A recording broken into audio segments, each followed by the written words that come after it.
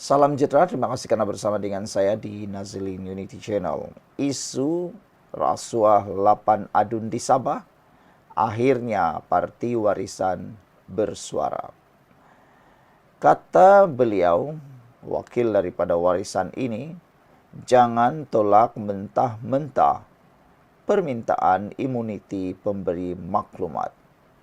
Anwar Ibrahim sudah pun menyatakan muktamad keputusannya bahwa dia tidak akan melindungi pemberi maklumat tersebut karena beberapa sebab. Tetapi parti warisan ini telah pun menyatakan jangan tolak mentah-mentah permintaan imuniti pemberi maklumat. Kenapa ini boleh berlaku? Kenapa pentingnya pemberian imuniti kepada pemberi maklumat? Apa pula yang warisan mahukan? Penasihat Undang-Undang Warisan Chin Tek Ming menggesa SPRM untuk tidak menolak mentah-mentah permintaan pemberi maklumat untuk imuniti dan sebaliknya mengambil pendekatan yang lebih praktikal. Kata Chin, walaupun SPRM mempunyai hak untuk membatalkan imuniti di bawah undang-undang, tindakan sedemikian boleh menghalang pemberi maklumat lain daripada tampil melaporkan salah laku. Anwar Ibrahim sudah nyatakan, undang-undang akan melindungi pesalah, tetapi kalau pesalah tersebut turut melakukan jenayah yang sama, terlibat dalam jenayah itu, maka tiada kompromi, tiada perlindungan untuk pemberi maklumat. Tetapi bagi mereka yang tidak melakukan kesalahan, pemberi maklumat itu akan dilindungi sepenuhnya oleh undang-undang. Mudah saja, kalau terlibat bersama dalam kes rasuah itu, mengapa harus dilindungi pula sama-sama melakukan rasuah? Silap-silap hari bulan, pemberi rasuah itulah yang terdahulu melakukan jenayah itu. Mungkin dia menawarkan dan mungkin dia memberikan pengaruh, penawaran yang lumayan sehingga penerima terpengaruh. Jadi, pemberi maklumat juga bersalah, perlu juga disiasat, bukannya hanya yang menerima. Betullah kalau tiada permintaan, tiada juga penawaran. Tapi kalau tiada penawaran, tiada juga permintaan. Kedua-duanya penting, saudara-saudara sekalian.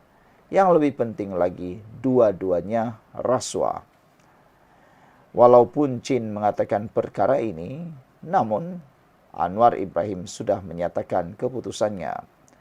Dalam kes ini tidak kira apa sebabnya, pemberi maklumat berani untuk mendedahkan kelakuan tidak wajar yang dilakukan oleh adun, kata Chin. Kita harus memberi tabik hormat kepada pemberi maklumat dan menggalakkannya kekal teguh dan membuat laporan kepada SPRM, kata beliau lagi. Yang menjadi persoalan netizen sekarang ini ialah, kenapa si pemberi maklumat masih lagi berkeras untuk tidak membuat laporan kepada SPRM? Si pemberi maklumat berhabis pula, tak habis-habis pula menghubungi Malaysia kini, menghantar video-video tersebut kepada Malaysia kini, dan yang lebih teruk lagi, dia pula memaparkan video-video itu melalui media sosial. Kenapa tidak kepada SPRM? Apa yang dia boleh lakukan dengan memviralkan perkara ini melalui Malaysia kini dan juga melalui media sosial? Dia buat itu sampai kiamat pun tiada penyelesaiannya, hanya merugikan dan membuang masa. Adalah lebih baik dia laporkan terus kepada SPRM, barulah dapat perlindungan. Seperti yang dinyatakan oleh Azalina SPRM, mereka kata, selagi laporan rasmi tidak dibuat, tiada perlindungan boleh diberikan. Kan betul lah, macam mana nak beri perlindungan kalau unsur maklumat yang diberikan itu pun tidak dapat diketahui kebenarannya, kesahihannya dan sebagainya. Perlindungan hanya boleh diberi selepas laporan rasmi dibuat. Kata Chin di dalam laporan ini, lagipun Ketua Menteri Sabah secara terbuka berkata, tiada apa yang perlu disembunyikan, katanya dalam satu kenyataan hari ini.